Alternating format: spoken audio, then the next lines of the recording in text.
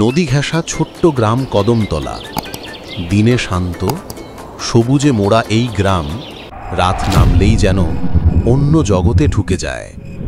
হঠাৎ হাওয়া বদলে যায়, কুয়াশা জমে রাস্তা ঢেকে ফেলে। গ্রামের প্রবীণদের মুখে মুখে এক কাহিনী ছড়িয়ে আছে।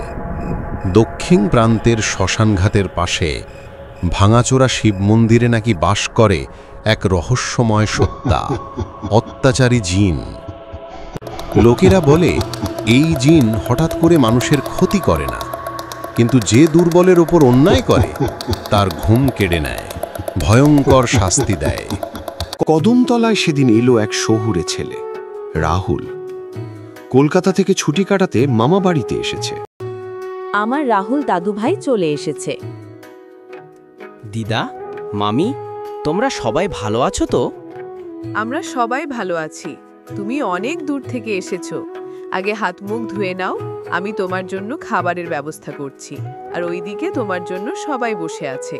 বড় শহরের ছেলে হিসেবে সে ভূতের গল্পকে সংস্কার মনে করত। মামার ছেলে মিঠু ও তার বন্ধুদের কাছ থেকে অত্যাচারী জিনের গল্প শুনে রাহুল হেসে বলল, এসব পুরনো কাহিনী, জিনটিন কিছু নেই। তাহলে চলো শ্মশানঘাটের পাশের মন্দিরে গিয়ে দেখো, সাহস থাকলে। রাহুলের কৌতূহল জাগল। শহুরে দাপট দেখিয়ে সে রাজি হলো। চলো, আজ রাতেই প্রমাণ করে দেব